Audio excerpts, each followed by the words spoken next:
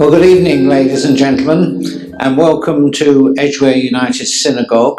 And thank you for coming here rather than going to the hustings for the President of the Board of Deputies at JW3. Tonight, we're privileged to have as our speaker Professor Geoffrey Alderman, who will address us on confronting fascism in the 1930s and overdue appraisal. We are still all discussing the impact of contemporary left anti-Semitism on the result of the local election last week in the London borough in this London borough of Barnet, a topic that David Hirsch addressed us on in January. But until recent years, the Jewish community was understandably far more focused on far-right anti-Semitism, and the fact that we now have our focus on the left should not detract from the reality that there are many countries in the world today that are moving in the direction of fascism under our gaze without our noticing it, and that the far right still poses a threat to our community. Madeleine Albright, in her recently published book on fascism, A Warning, considers the insidious step-by-step acquisition of the levers of power by the far right and quotes Mussolini that in seeking to accumulate power, it is wise to do it in the manner of plucking a chicken. You do it feather by feather to avoid the squawks merging into a cacophony. And in today's online edition of the Jewish Chronicle, there is a news item with the heading, "As Austria marks Holocaust anniversary, Jews fear the return of the far right." Unfortunately, in this year 2018, we still need to keep our guard up. Tonight, Professor Alderman is going to transport us back to the 1930s in this country, when faced with a fascist threat, British Jewry had, for the first time, to construct and implement a dedicated policy of communal defence. He will deal with the two central features of this policy: the non-Jews had to be protected from Jews, and that Jews, by their very presence, caused anti-Semitism. How was this policy constructed? How was it implemented? How effective was it? Geoffrey Alderman is a familiar figure in the British Jewish community, having for many years written a weekly, often controversial article in the Jewish Chronicle. He is currently a visiting fellow at the Oxford Centre for Higher Education Policy Studies and Michael Gruss Professor of Politics and Contemporary History at the University of Buckingham, where he teaches history and politics. He is the author and co-author of some 18 books. I was going to say 17, but he tells me he's just written another book on an update of the history of the Federation of Synagogues. Among the 18 books are one on British Jewry since emancipation. He's a prize-winning journalist. He has written it irregularly for The Guardian, Spectator, Times Higher Education, and regularly for the Jewish Telegraph. He also asked me to tell you that he is chairman of the London Borough of Barnet Pension Fund Board, the race advisor to the Metropolitan Police, and several other offices that he holds. Tonight, in his own inimitable style, he will give us his insight into confronting fascism in the 1930s. Spencer, ladies and gentlemen, thank you for that introduction. It always strikes me as strange that people applaud at the beginning of I haven't given the lecture, maybe it's not worth applauding yet. Now, what Spencer didn't say, perhaps being a diplomatic soul that he is, if anyone wants to walk out in disgust, which has happened twice before, please do it quietly and don't spoil it for other people. If you want to walk out and go, "Geh Gesundheit," or walk out in disgust. I want to thank Spencer for that introduction and also for inviting me here. It wasn't my idea that I should come here, you understand.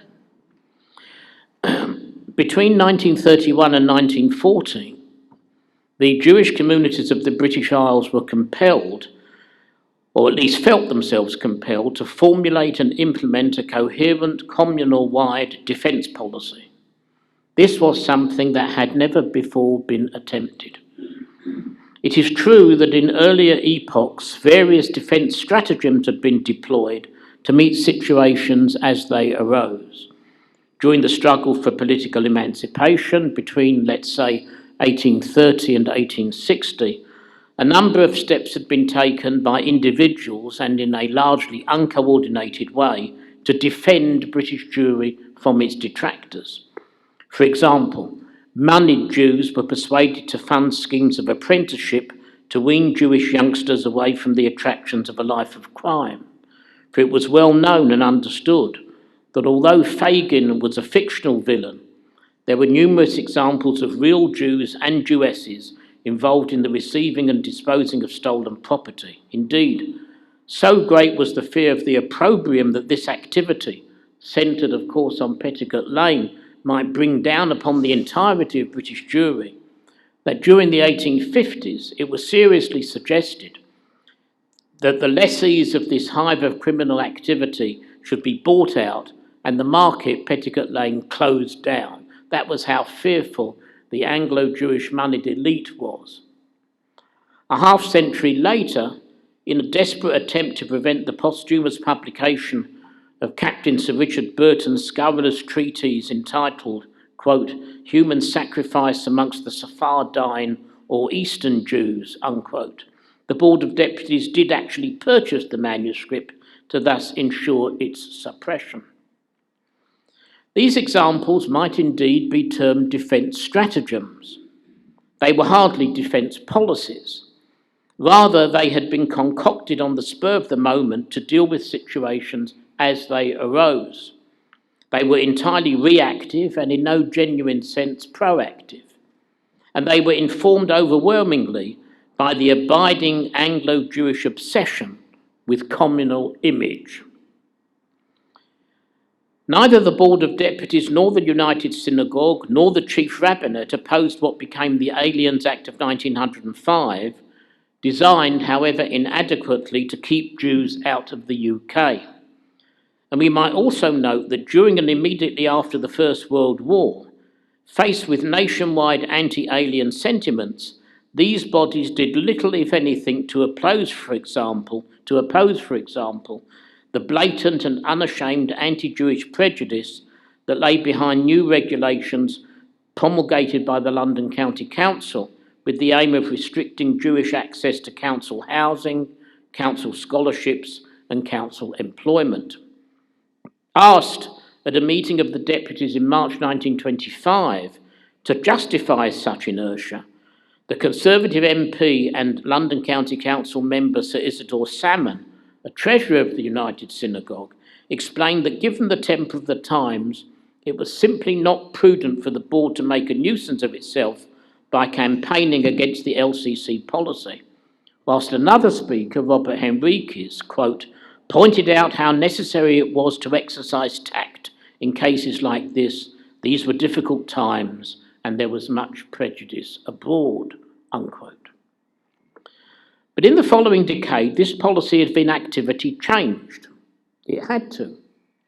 To begin with, the advent of a Nazi government in Germany in 1933, its well-oiled and media-savvy PR machine pouring out across Europe the vilest anti-Jewish venom, simply could not be ignored. The following year, the British Union of Fascists officially adopted anti-Semitism as a central plank in its political platform. When, in 1932, Oswald Mosley transformed his new party into the British Union of Fascists, he affected to assure British Jewry that anti-Semitism formed no part of its policy. And for a moment, the Board of Deputies and even the Jewish Chronicle accepted that this was so. And it was well known that certain leading members of the Anglo-Jewish communities, including Sir Philip Magnus, Gladstone's biographer, were BUF sympathisers.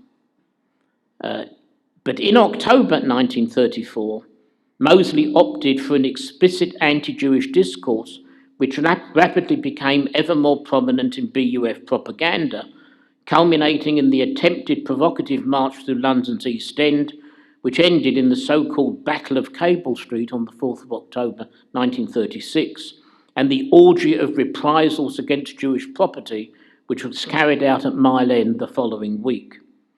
Jews had already been refused membership of the BUF, and the few Jews who had managed to enrol themselves into it, including, of course, the boxer Ted Kid Lewis, who at one time was Mosley's personal bodyguard, were frozen out. I shall return to Cable Street in due course. Here, I want to consider the wider picture by which I mean primarily the wider mosaic of homegrown anti-Jewish prejudice, off of which fed not only the BUF, but also other, and dare I say, more respectable political parties. Whilst there is no way in which we can measure, so to speak, the volume or extent of anti-Jewish prejudice in Britain at this time, there were no opinion polls or social surveys to which we can point, there is little doubt in my mind that such prejudice was widespread. By this I mean it was no means confined to what one might term street anti-Semitism that had been and was to continue to be, and unfortunately still is, a feature of British urban existence. An indeterminate but very real level of middle and upper class prejudice against Jews was also taken for granted. This might manifest itself at public schools or golf clubs, or even in the admissions policies of medical schools. Some of Britain's leading medical schools, particularly in England, during the 1920s and 30s, had quite explicit policies on the record of refusing admission to too many, or in some cases to any, Jewish students. The Conservative Party provided a safe haven for out-and-out anti-Semites, such as Edward Doran, the MP for Tottenham 1931 to 35, and Captain Archibald Henry Moore Ramsay, MP for Peebles 1931 to 45, the only MP to be imprisoned without trial during the Second World War. Ramsay was a Nazi. He was imprisoned under Regulation 18B without trial, and he was released in the spring of 1945. He was still an MP, but simply in prison. And he celebrated his release from prison by rushing down to the House of Commons and putting down a motion, which no other MP supported, calling on the government to reactivate the statute of Jewry of 1290, by which the Jews had been expelled from this country. That was Archibald Henry Moore Ramsay.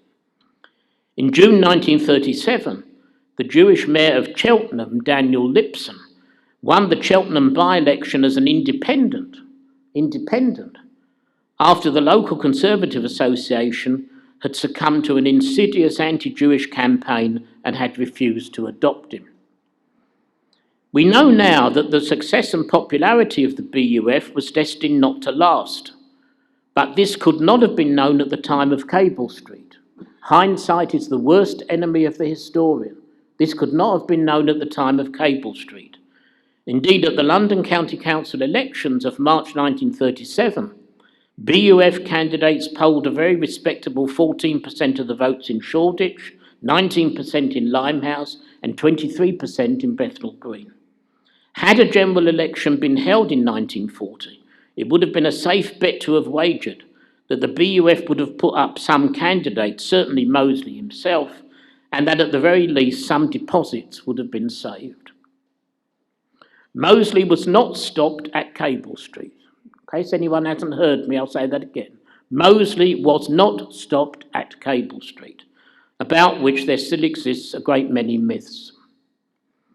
In the early 1990s, I had the privilege of supervising a brilliant doctoral student, Thomas Linehan, now of Brunel University, who had taken upon himself the daunting task of recreating the membership lists of the East London and South West Essex branches of the British Union of Fascists, and from those lists of discovering who the members of these branches were and why they joined the BUF. When the BUF was proscribed in 1940, Mosley gave order that the local branches were to destroy their membership lists. And what Dr. Linehan did was to reconstruct these lists. When historians who, in the 1960s and 1970s, first started seriously examining the phenomenon of the BUF, they had relied almost exclusively on what were at best intelligent guesses as to the total BUF and individual branch memberships.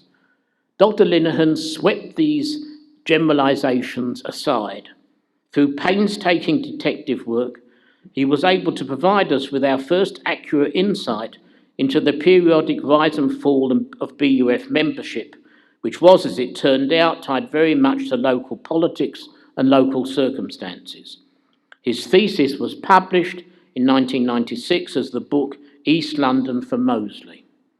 On page 202 of that book, you will find an extraordinary analysis of the impact of the so-called Battle of Cable Street on BUF recruitment.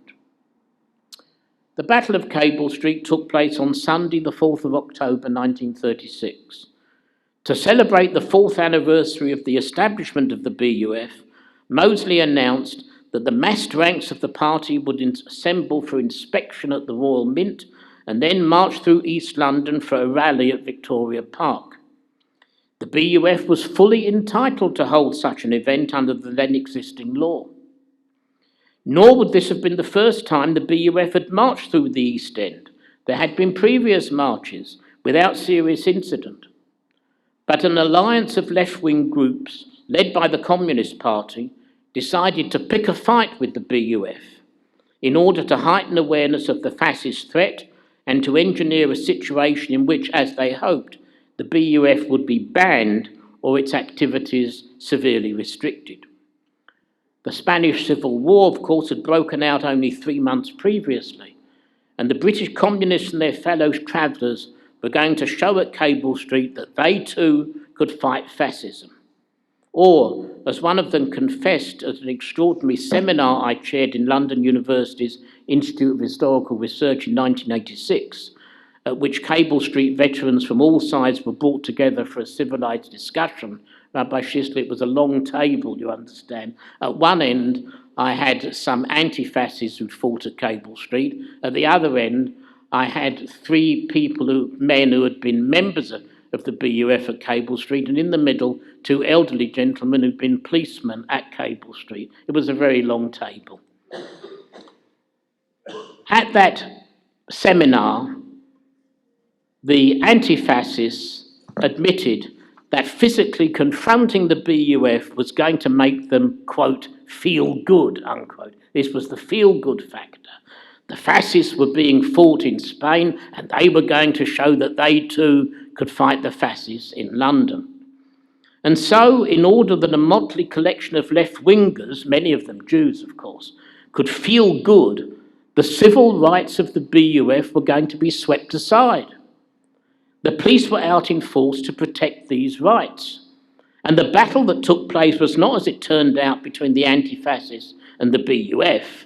The battle was between the anti-fascists and the police. That was the Battle of Cable Street.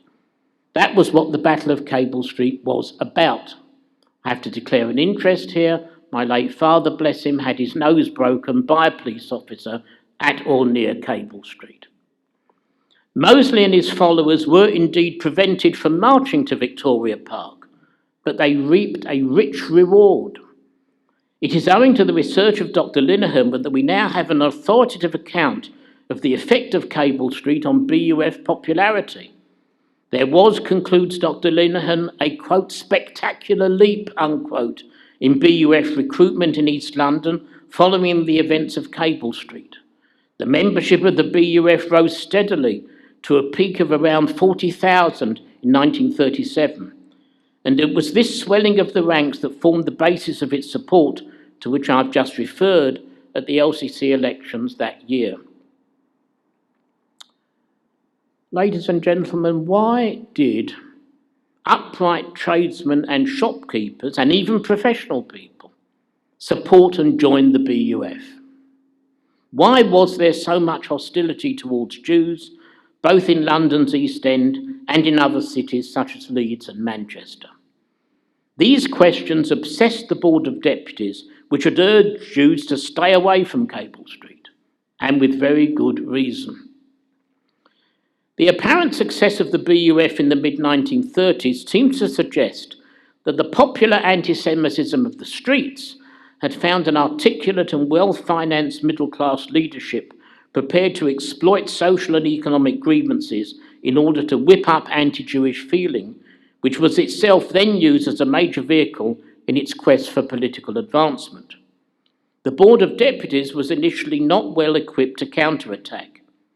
A suggestion by Sir Robert Whaley-Cohen, a vice president of the board and of the United Synagogue, that a defence committee be established was vetoed by the then president of the board, the alcoholic barrister Neville Lasky, son of the leader of Manchester Jewry, old man Nathan Lasky, and of course father of the novelist Margarita Lasky. Lasky himself, president of the board from until 1939, vetoed this suggestion on the grounds that such a move would create panic. Instead, the Law and Parliamentary and Press and Information Committees of the board were linked by coordinating committees. The typical Jewish reaction: got a problem, form a committee, or another committee, or a coordinating committee, or a subcommittee to form a committee. This arrangement was intrinsically defective and did not last.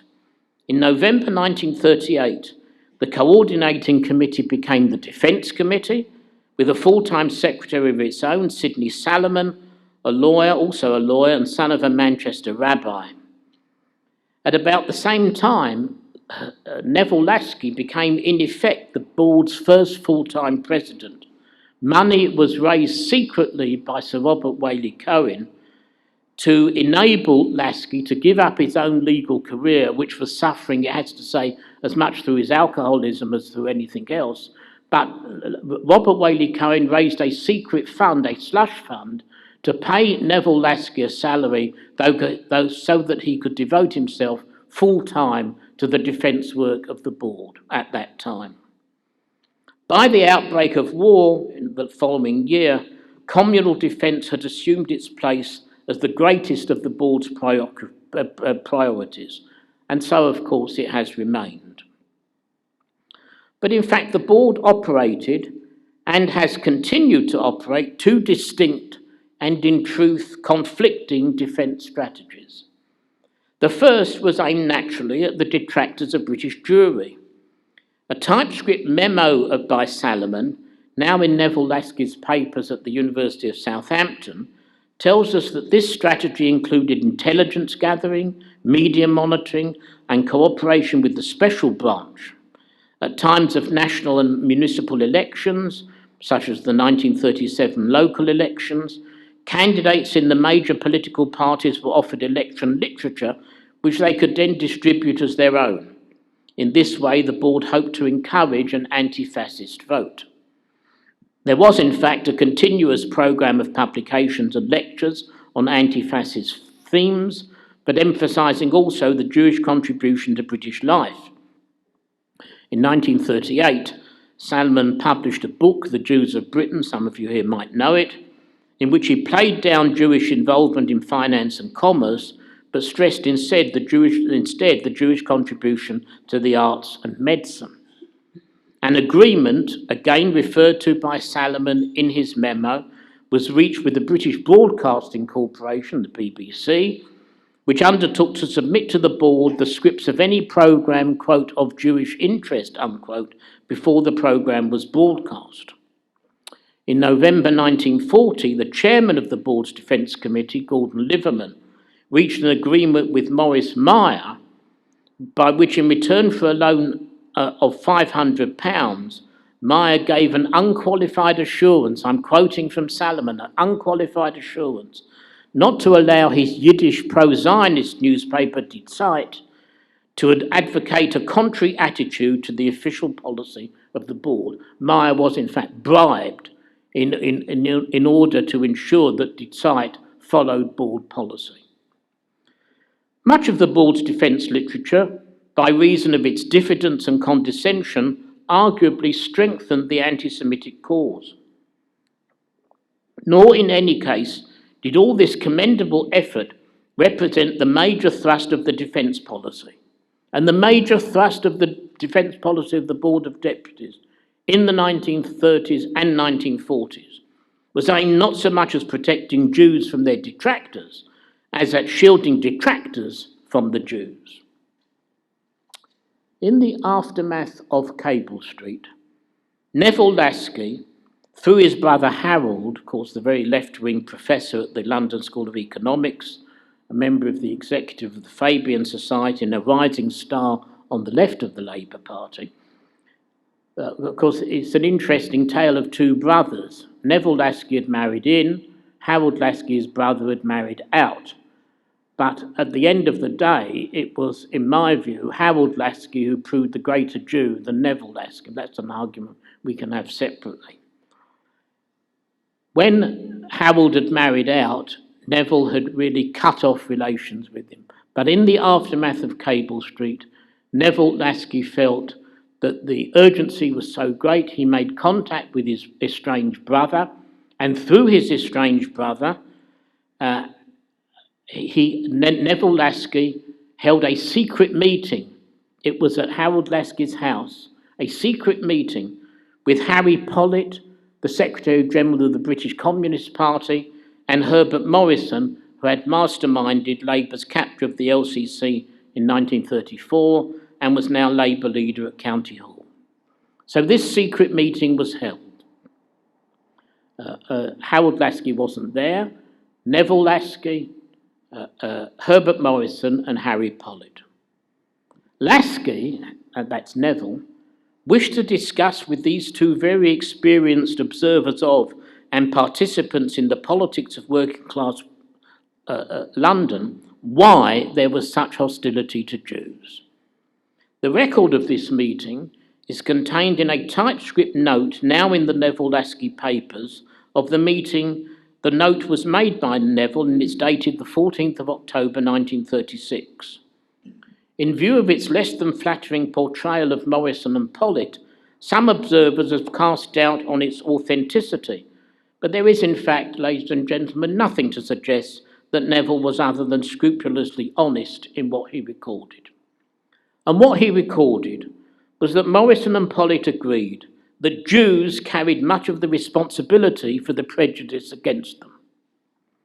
The two political leaders, Pollitt and Morrison, made some very unflattering remarks about Barnett Janner's invocation of the Jewish vote at Whitechapel during the emotion-charged by-election there in 1930, when Janner, then a Liberal, played the Zionist card. I'm quoting from Laski's memo. It was still remembered, Laski noted. It was still remembered and talked about, and it was said that Jews were Jews first and Englishmen a long way after, unquote. But the major burden of the analysis which Laski was offered by Pollitt and Morrison was that by their professional conduct, Jewish landlords, estate agents and businessmen had contributed much to anti-Jewish feeling in the East End of London. Laski did not waste much time in accepting the truth of what he had been told, and his view was shared by many other communal leaders. Ladies and gentlemen, I have not time here to go into the details of all this, so let me mention in summary what these complaints were. Firstly, and I should say at this point, simply because a statement is made in a Jewish newspaper doesn't mean it's true, and simply because a statement is made in a fascist newspaper doesn't mean it's false. Every statement must be tested. Every statement must be tested. And the complaints were these. Jewish landlords were subletting slum properties, dividing slum properties up into myriad flats, vermin-infested flats, and obtaining extortionate rents. Jewish businessmen were engaging in unchristian practices, practices which were legal but felt to be unchristian, such as advertising campaigns that drew in custom by selling lost leaders, selling some goods below cost price in order to attract in custom. This was felt keenly throughout North London to be an unchristian practice.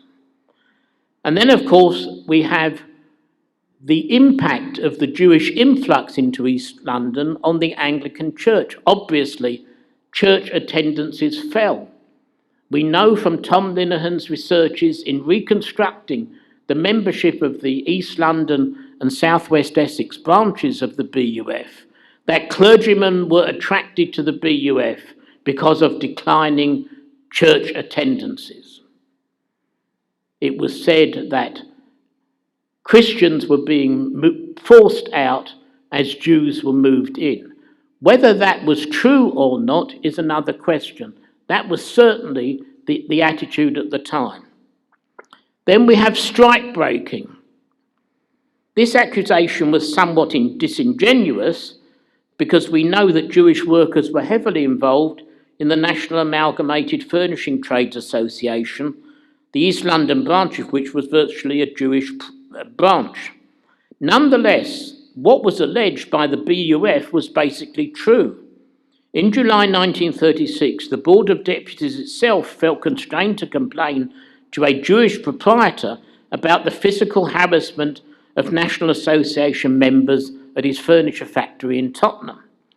The following February, Lasky, Neville, received a complaint from the president, a clergyman, of the Hackney Wick Workers' Club and Institute to the effect that the Jewish Board of Guardians in London had been supplying blackleg labour to a Jewish-owned firm intent on resisting the organisation of a trade union within the company.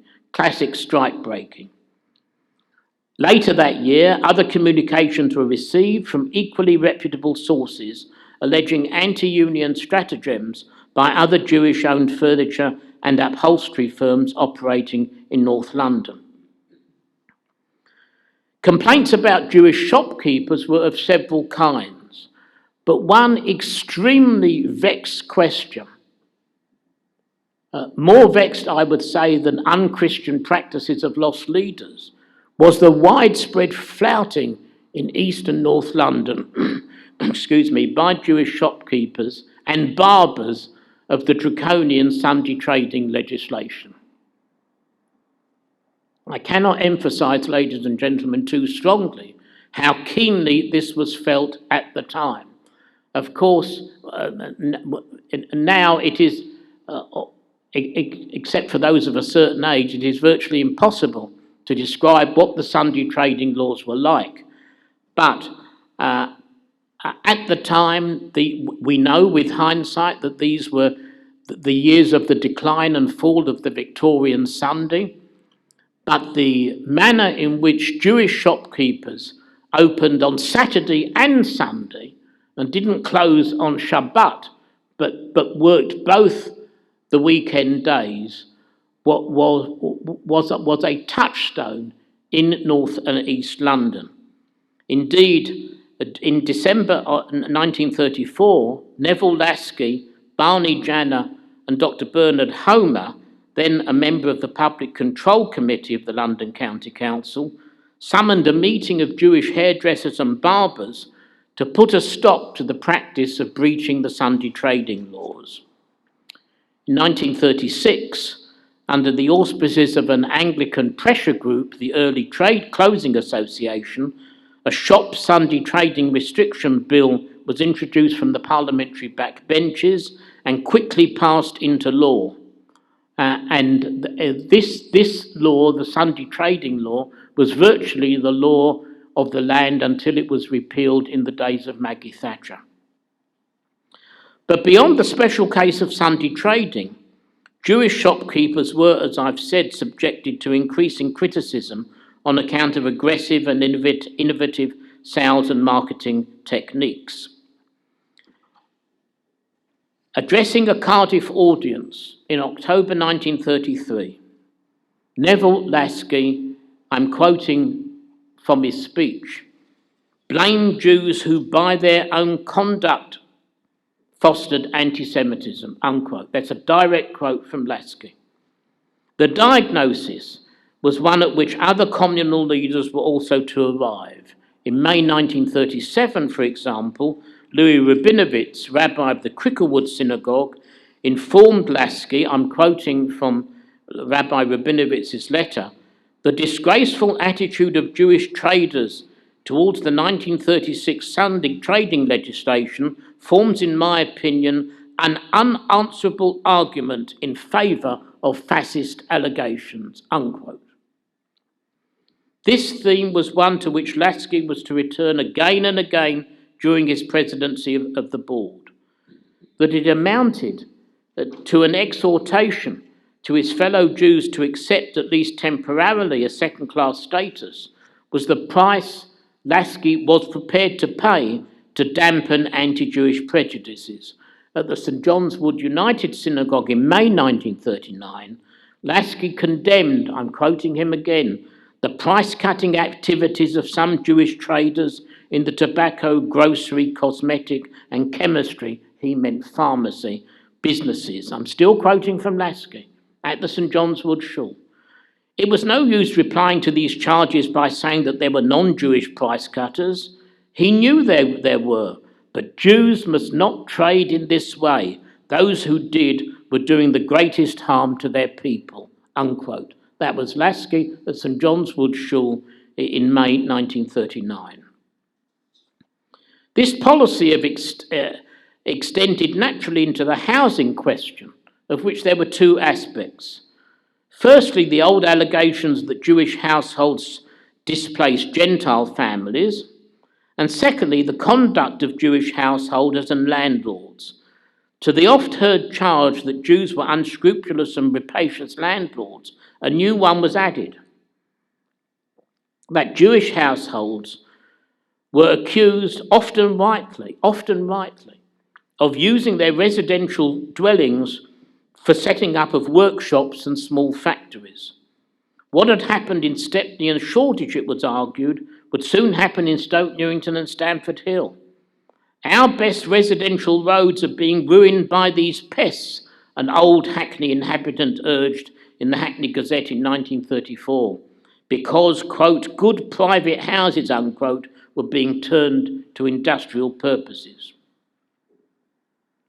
In 1923, the London County Council, then under the control of the Municipal Reform Party, which was simply another name for the Conservative Party, had adopted new housing regulations, which, other than in cases of slum clearance, gave preference in the allocation of its housing stock to those who were British-born or naturalised.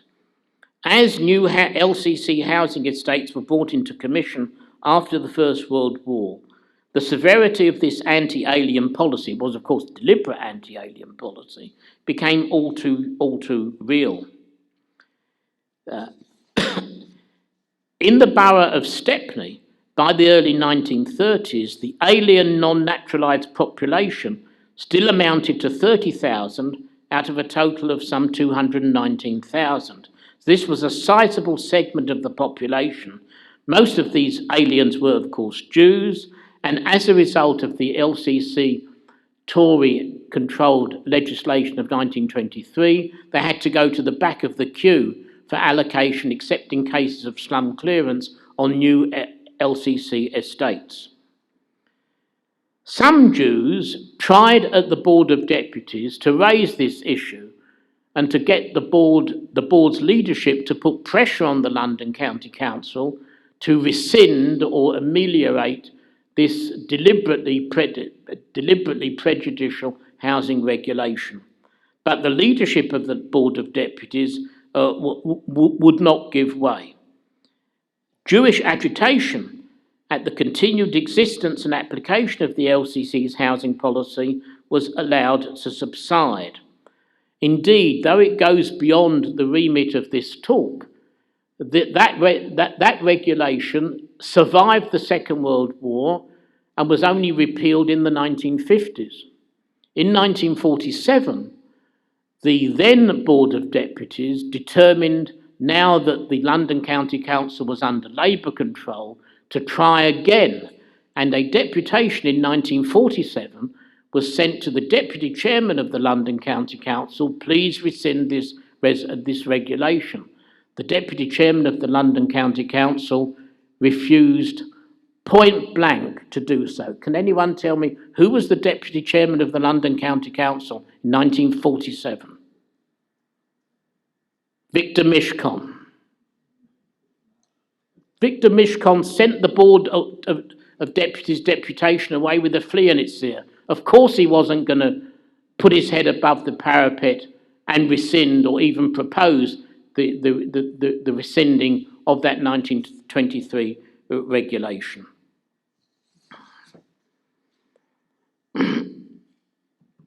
Neville Lasky accepted the need for a defence committee. but in the context of a more systematic effort by the board to police Anglo Jewry. In May 1938, a subcommittee set up at his suggestion to deal with such social conditions as sweatshops, bad employers, landlords and price cutting in the East End, recommended the establishment of another special committee, charged this time with the duty of enhancing communal awareness of the effect upon the communal image of what it termed were, quote, individual malpractices, unquote. I submit, Gordon Liverman, who was chairman of the Defence Committee, wrote in November 1938, I submit that the time has passed for us to pretend that we are a perfect community and to ignore the fact that not a day goes by without anti-Semitism being created by Jews themselves. I'm still quoting him, a new generation of unethical Jewish traders are by bankruptcy, due to complete irresponsibility and lack of principle, causing hardship over a wide field and manufacturing anti-Semitism at high pressure, unquote.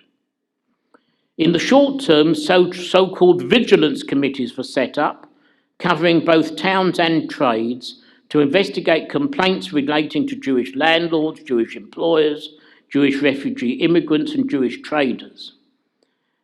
These efforts were coordinated by an adjunct of the Defence Committee, an advisory body, which was reconstituted in 1940 as an organisation separate from but affiliated to the Board of Deputies and known as the Trades Advisory Council, the TAC. The self-defined remit of the TAC was, and I quote from its literature, the elimination of friction between Jew and non-Jew in trade and industry, unquote. And thus, Spencer, in a manner which possessed much irony, the establishment of the TAC was recognition of the enduring sense of Jewish separatism in Britain. To this extent, the outlook of the established leadership came to have something in common with that of the Zionists. Jews in Britain could never exercise the same freedoms which the British state alleged was the birthright of all its citizens. In one direction, these policies led to an extremely narrow view of British Jewry's duty towards refugees from Nazi Germany and later Austria and Czechoslovakia. The last thing the Board of Deputies and the Jewish leadership of Anglo Jewry wanted, in addition to all the problems that I've spent this lecture outlining, was an influx of foreign-born German or Czech-speaking Jews, just to add to the headaches and the worries. In summary, between 1933 and 1938, the official organs of Britain's Jewish communities did their best to ensure that the least possible number of such refugees were admitted to the United Kingdom, and that as far as possible, those who were admitted were only those who might be judged to be the most easily inclined to assimilate into the host society. With a handful of notable exceptions, the communal grandees took the view that the arrival in the UK of a new wave of foreign-speaking Jews could only add fuel to the fires anti-Semites were determined to light. And so the fewer of them who were permitted to enter the UK in the first place, the better. In another direction, the self-deprecatory postures and policies I've been considering played into the hands of the Communist Party, which became a safe haven, so to speak, for those British Jews who opposed the official communal line propounded by the Board of Deputies and its allies. When the late Barnett Litvinov, termed the Anglo-Jewish infatuation with communism at this time was much less a badge of political commitment and much more an instrument of transient, angry, ethnic identity. The Communist Party alone had taken the BUF seriously from the start and was prepared to offer a defence, both verbal and physical, of Jewish interests against fascist attacks. Communists were seen as people who evinced a genuine and at the same time unpatronising concern for Jewish needs in London's East End, as in Manchester and Leeds, and who matched words with deeds. But it must also be noted that in East London, communist fortunes also benefited from the increasingly corrupt and dictatorial rule of Maury Davis, M.H. Davis, both as president of the Federation of Synagogues and as Labour leader of Stepney Borough Council. Spencer, it would take a whole lecture, more than a whole lecture, for me to explain and expound upon the many deeds and misdeeds of Maury Davis, who was a crook and a racketeer, went to prison at the end of 1944, third president of the Federation. Spencer was kind enough to allude to the fact that last week my 18th book was published. It is a new history of the Federation, and in the index, as you'll see under the heading M.H. Davis, Rabbi Schisler, there's a subheading, imprisonment of, you see. He was sent to prison. I've actually held in this hand, you see this hand, I've held the letter he wrote from prison, I believe it was Pentonville, in 1945 to the president of the Federation, Julius Jung, in which Davis, cheeky to the end, said there's nothing in the Constitution of the Federation that says I can't be in prison and president of the Federation at the same time. He was right. They had Geschwind, you understand? Geschwind, they had to change the Constitution. From about 1928, Davis, the smooth-talking, Yiddish-speaking communal leader and racketeer, practically ran Stepney politics in alliance with the equally corrupt leaders of its Irish community. If you were Jewish and you wanted anything, you went to Maury Davis. If you were Irish and wanted anything, for example, a building contract, you went to his comrade in arms, Councillor Jerry Long, whom I was privileged to interview 6 months before his death. A jagged thorn in the side of the Lasky-led Board of Deputies, Davis's escapades were all the more embarrassing because his dependence upon the Irish led him to compromise over the fascist menace. He actually voted in 1937 to permit Mosley to hold a meeting at Limehouse Town Hall. Davis, president of the Federation, leading member of the Board of Deputies, Labour leader of the London Borough of Stepney, the man who in 1919 had seconded the motion that the first elected mayor of Stepney should be the young Major Clement Attlee, voted in 1937 to allow the BUF to use Limehouse Town Hall. Davis's removal through imprisonment at the end of 1944 was therefore welcomed, but of course in the short term it dealt a blow to the image of Labour, which was nonetheless severe whilst it lasted. Local communists reaped a predictable harvest, capturing 10 seats on the Stepney Borough Council in 1946. 7 of these were won by Jewish candidates, and all 10 victories were registered in heavily Jewish wards. But East London Jewish communism was rarely able to break out of its Stepney heartland, and when the Jews moved away, they frequently lost sight of their communist youth. Remember that Sir Alfred Sherman, who became a journalist for the Daily Telegraph and subsequently speechwriter for Maggie Thatcher's mentor, Sir Keith Joseph, Alf Sherman began life fighting for the communists in Spain. What a political journey, from fighting for the communists in Spain to becoming Keith Joseph's speechwriter. The events I've been considering, ladies and gentlemen, took place a long time ago. The analysis is mine, but the chronology and the historical sources on which they are based belong to us all. The Board of Deputies neither misunderstood nor underestimated the threat that domestic fascism posed to the Jewish communities of the British Isles. To counter this threat, it deployed a number of strategies, all of which were proactive and carefully weighed.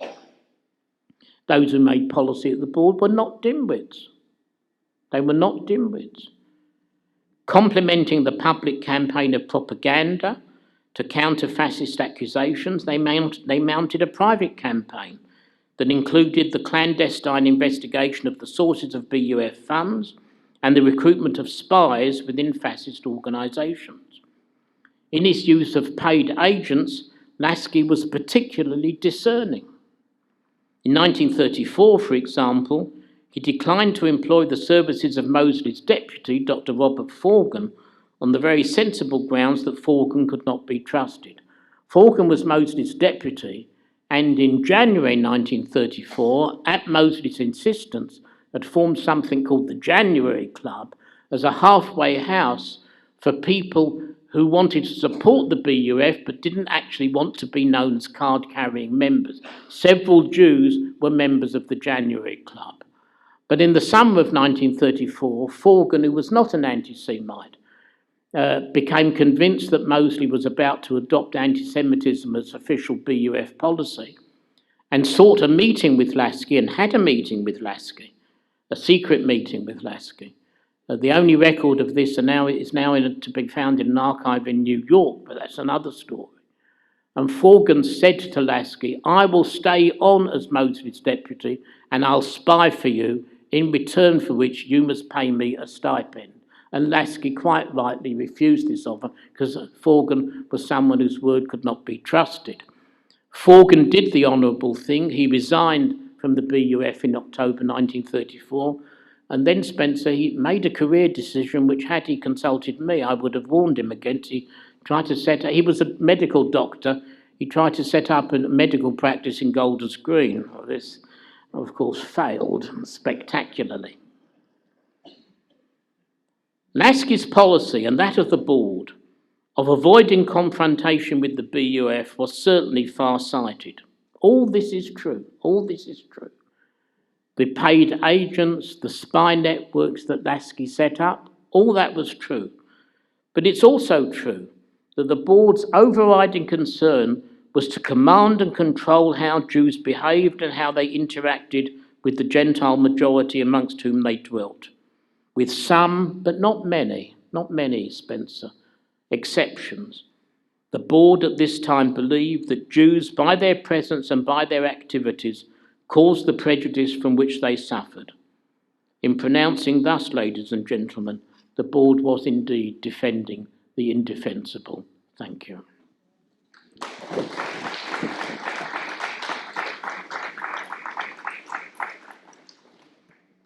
Professor Alderman has very kindly said he'll answer any questions that you might have, as long as you keep it short and don't make statements of your own. Do we have a microphone?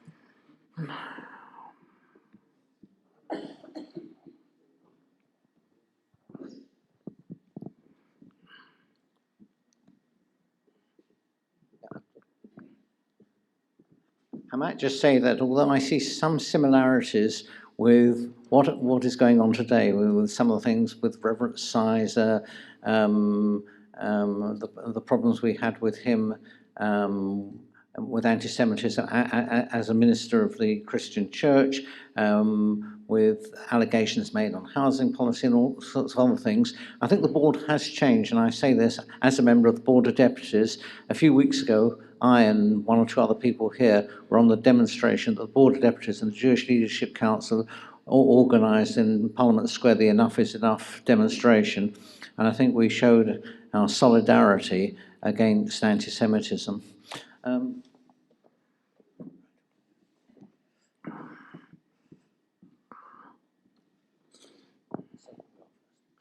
Hi, I'm Joe. So you mentioned that the Board of Deputies wanted to stem the tide of immigration of European Jews into Britain. Yeah. How can this be possible with the Kinder Transport, for example, and how can it be morally correct to stem the tide of Jews who are being persecuted in their own countries? They could have had a safe haven in Britain, yet the Board of Deputies wanted to stop this. Yes, I was careful to qualify my remarks as pertaining to the period 1933 to 1938.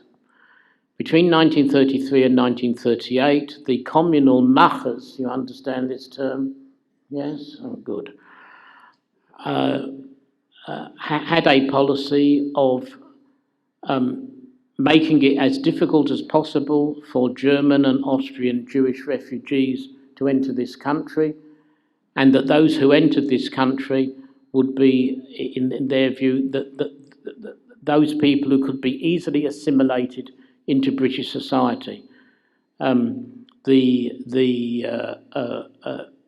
organisations of which the board was a member, and the leading member, took the view, again, hindsight is the worst enemy of the historian, that stateless Jews, Polish Jews, Czech Jews, who were being expelled from Nazi Germany in the 1930s were quite safe.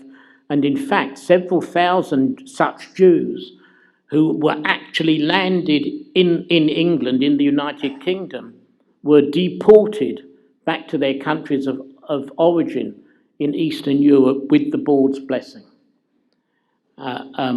This policy, fortunately, broke down in 1938 with, as you say, the Kinder transport. It broke down, and the man who played the leading part in breaking it down was Herbert Samuel.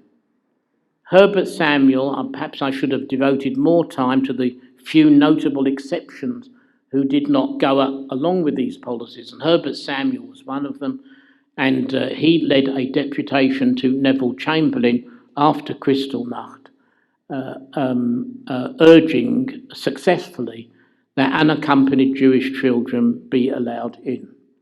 But that was not the policy of the board in the period 1933 to 38, and it has to be said, that the board's ecclesiastical authorities, the chief of which, of course, was then the Chief Rabbi Joseph Hertz, supported this policy. Indeed, it's absolutely remarkable that in 1939, Hertz, in his annual, I think it was his sort of pre-Rosh Hashanah BBC radio broadcast to the Jews of the British Empire, could say, it's on the record, that the worst enemy of the Jews was Joseph Stalin, not Adolf Hitler. He actually said this. I'm paraphrasing slightly, but if you read Hertz's speeches, his collected speeches, you can see his actual words. Of course, another notable exception was Hertz's son-in-law, Solomon Schonfeld, who devised a special unit. He called himself the Assistant Chief Rabbi, and he designed a special uniform, Rabbi Schisler, a sort of Deputy Chief Rabbinical uniform. But you could number these people on the fingers of one hand. It's that tragic.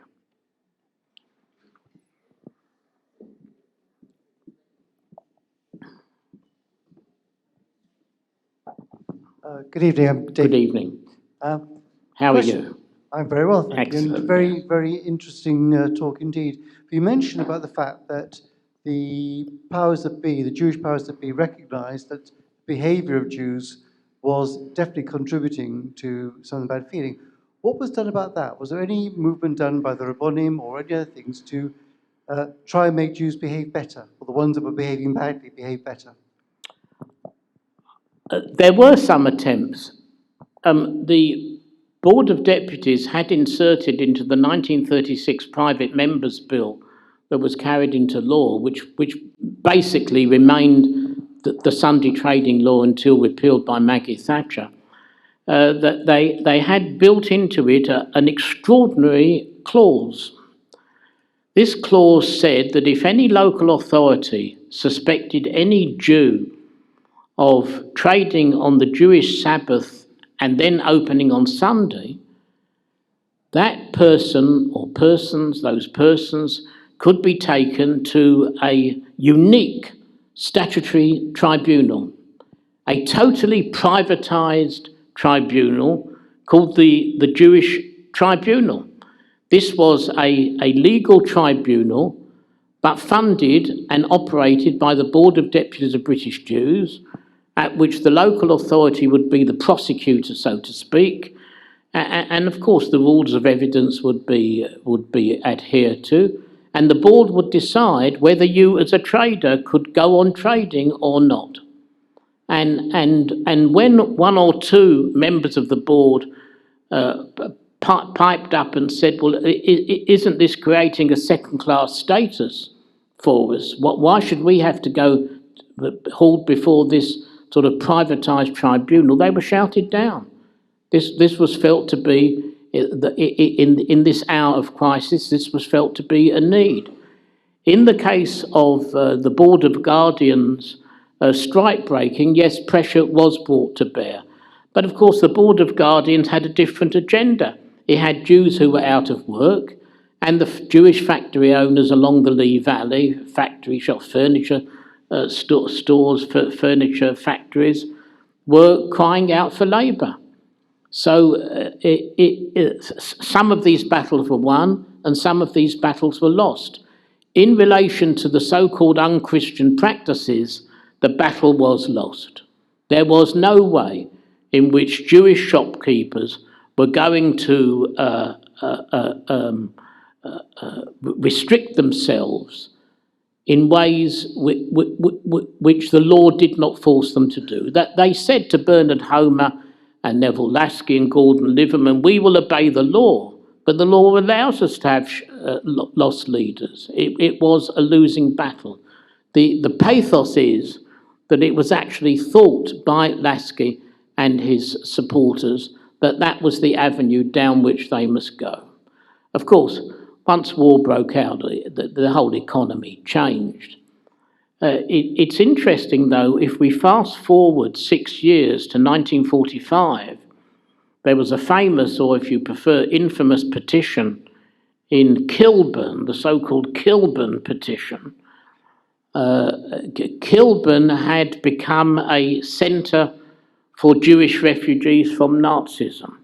And in 1945, a petition was sent to Parliament demanding that these Jewish aliens be shipped out of this country, perhaps to Palestine. And the first signature on the Kilburn petition was the then Mayor of Kilburn. Remarkable.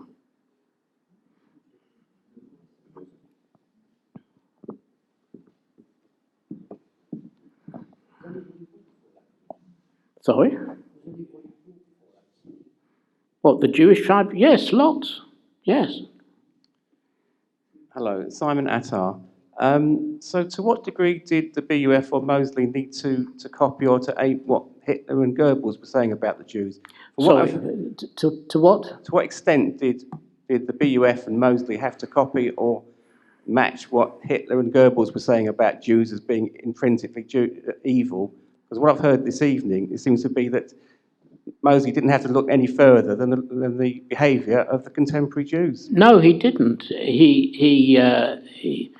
Mosley's contacts, you know, were far closer with Benito Mussolini than with Adolf Hitler. No, he didn't have to look any further.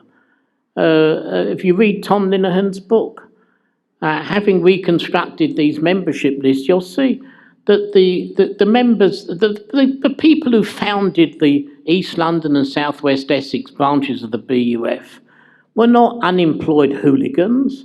They were petty bourgeois, small traders, people who were being squeezed out by these non-Christian practices and so on.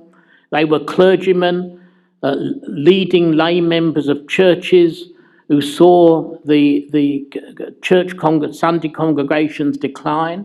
Mosley didn't have to look any further than that. And as I said, simply because a statement is made in a BUF newspaper, such as the East London Pioneer, doesn't mean that it's necessarily a lie. Each statement has to be tested. It's an interesting point that you raise.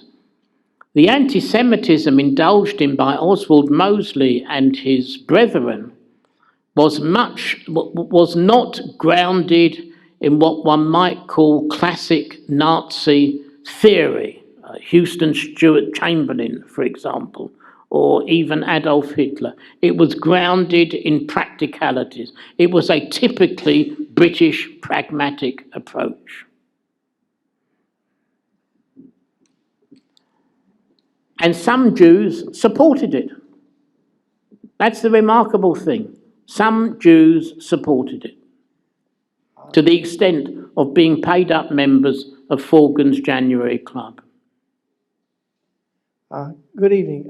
Good evening. You mentioned Herbert Samuel. Yes? And I was wondering to what extent British anti-Semitism was fueled by British colonial policy in Palestine at the time. Very good question. Palestine was not... I'm basing myself on newspapers, on radio broadcasts, on TV, on cinema newsreels. Except in times of great riots, say the Hebron massacre of 1929 or the Arab revolt of 1936 to 39, Palestine was not, in the British news media, an issue of the first importance. That said, some of the members of Parliament, and certainly Archibald Henry Maule Ramsay would be one of them, from time to time would allude to the persecution of Palestinian Arabs at the hands of Zionist Jews. But I wouldn't overemphasize that in the great scheme of things.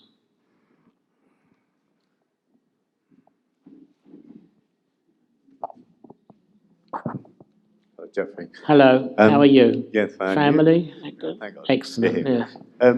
You mentioned various political factions which were involved in the fight against the fascists. To what extent, if any, were the TUC involved? A lot of the Jewish workers would have been members of some of the trade unions. The Trades Union Congress. Neither the TUC nor its political offshoot, the Labour Party, took a prominent part in the campaign struggles against fascism in the 1930s. They just didn't.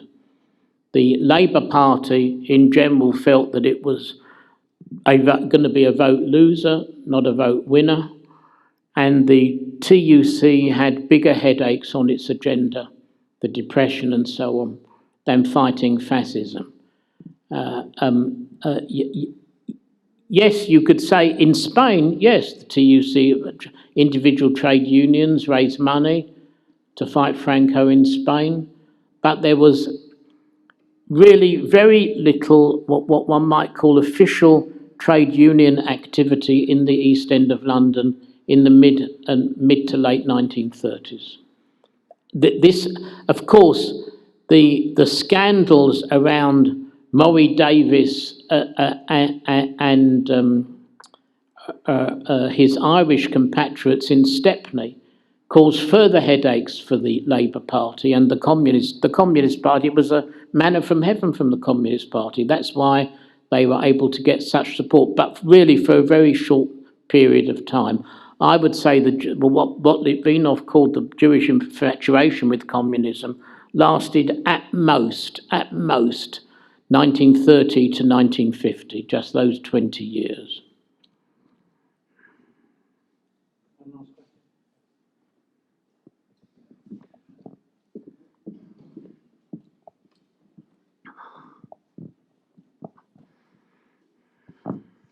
Simon Gabsey.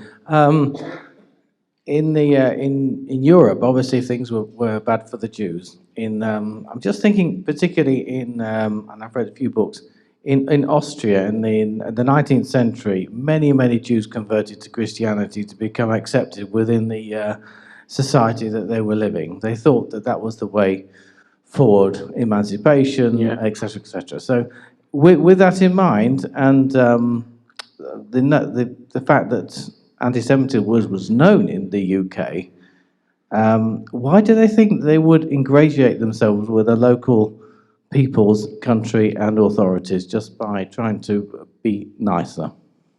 So why did who try to ingratiate? The Jews. Just by being nicer? Yeah. Be better behaved and try to do that sort of thing. I said at the beginning of my lecture the overriding Anglo-Jewish obsession was, is, and probably always will be image. That was why. You know, there was a when what became the Jewish Historical Society of England was being mooted in the early 1890s, there was a terrible communal uproar about it, to give status to historians. What was the job of a Jewish historian? It was to present this image. Not to tell the truth, but to present the image. The first history of Anglo-Jewry written by a Jewish person was really a pamphlet written by the lady of Marano descent, Grace Aguilar, in 1847. She made in that pamphlet an extraordinary statement. She said Jewish criminals are virtually unknown in this country, in England. But Grace, only a few years before, the man on whom many think that Dickens modelled Fagin, the fence, Ike Solomons, had spectacularly leaped over the dock at Marlborough Street Magistrates Court and escaped to Hobart, Tasmania. Next time you're in Hobart, Tasmania, go and see the museum erected to his memory. Chief Rabbi Solomon Herschel in, I think, 1836, had from the pulpit of the great synagogue, Duke's Place, Aldgate, preached against Jewish-owned brothels in London. So the idea that Grace Aguilar could have innocently written Jewish criminals in this country are virtually unknown, I'm sorry, strikes me as beyond the credible. But Jews did believe this.